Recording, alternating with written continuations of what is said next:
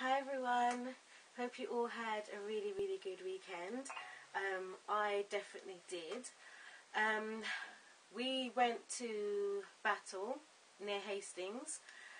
It was very cold, but we had fun, I must admit. We did like loads of outdoor activities. We did low ropes, we did team building activities. We realised some people are very competitive, which is a fantastic thing to a degree. But anyway, one of the topics that came up was the friend zone. And I don't know if everybody knows what the friend zone is, but a quick description is basically a friend zone is when you meet someone for the first time, or you've continuously met this person, you like this person, but they just see you as a friend.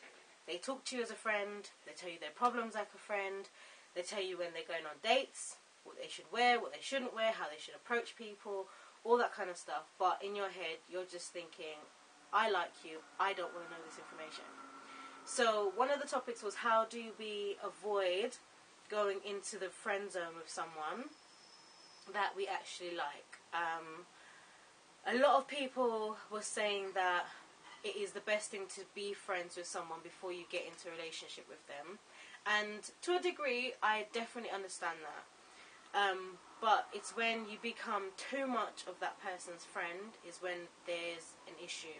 Especially if they don't see you as anything but a friend. They tell you all their problems, you know, everything that they're doing. And you just don't want to know that side of their life too much. So one of the things we were saying was basically sometimes the easiest thing to do is literally tell the person how you feel. When you first meet someone and you know that you want to be friends with them, but you don't want to be too close, too attached to them too quickly. You kind of want to just see how it goes with them, get to know them, but kind of let them know that what it is your intentions are. And sometimes one of the problems is that we know what our intentions are, but we don't always let other people know what our intentions are, and that's when we get ourselves into problems. For example, and I'm not stereotyping, I'm just giving an example. A guy meets a girl and he likes her, but in his head he's not thinking, I want to be in a relationship with this girl, I just want to see how it goes. In that see how it goes usually means they just want to either sleep with the person, have them as friends with benefits. That's another way to put it. But because they start off getting to know this girl, they're taking her out, they're doing all the things that makes her think that they want a relationship, but they don't. They've got underlying motives. That usually ends in problems, because then when they start backing off, you then have the girl turning around and saying, hold on, why don't we go out? Why don't you answer your phone when I'm calling you? And you get a whole load of airfall from this girl, but she's doing that mainly because you've given her the impression that that's what you wanted. You wanted a relationship. So that's one of those issues where it's kind of, sometimes it's just easier just to say to someone, look, this is what I want. That's all I want. If that's not what you want, then you know what, let's just go our separate ways. And I know sometimes guys are like, you can't tell a girl that. The only reason why you feel that you can't tell a girl that is because you want something particular from that girl. But just to let you guys know, there's going to be other girls that's going to want what you want as well. You know, plenty more fish in the sea, as they say. But that's just my opinion. That's just my own thoughts on that issue. But, we were definitely, that friend zone was something that we were talking about. And also the risk of going from being friends with someone to being in a relationship with someone. Especially if you've been friends with that person for a really long time. Because it's very easy to go from friend to relationship. But from going from relationship to friendship, that hasn't got as high a success rate as vice versa. Especially if the relationship goes pear-shaped, you then run the risk of losing a really good friend that you had before. And everything, as we also discussed, you know, everything is risk. You do take chances with things that you do.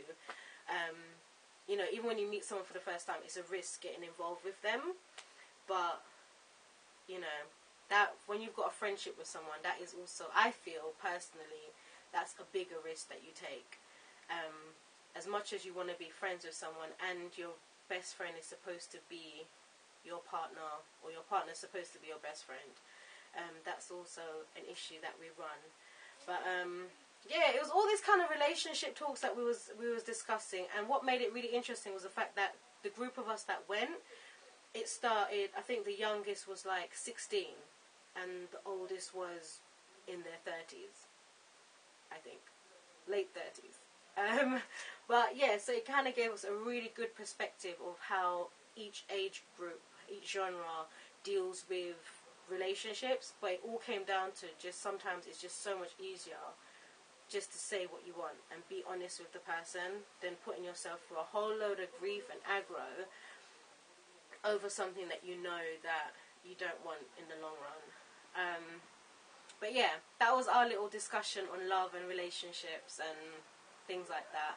I don't know how you guys feel about it, how you feel about the friend zone, and where, you know, how you run that kind of risk of going from friends to relationships. But give me your examples of relationships that's worked well, from being friends to more than friends, or from being in a relationship to then being friends with that person. Because I've had that experience, and that only happened because I chose to let what happened happen. Let's just move on. And sometimes it's changing your mentality about certain things when it comes to relationships as well.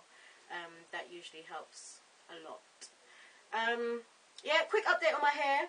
I have Kenra down the side bit here. It is still looking nice and neat. It lasted me the whole weekend, so I was very happy. I got another tip about my hair, about how to look after it. Somebody told me that not to use hair grease on my hair, in my skull, because it clogs up the pores. That was someone that told me that. It's better to use hair oil, like coconut oil, or what I used to use when I had locks was pumpkin oil, which smelled amazing when you just wash your hair, and you got that fresh smell. It's beautiful. So yeah, someone's told me not to use too much grease in my hair, use more oils than anything else, so we'll see how that works as well. But yep, that's all for me today. Hope you guys have a good week for the rest of the week. Bye.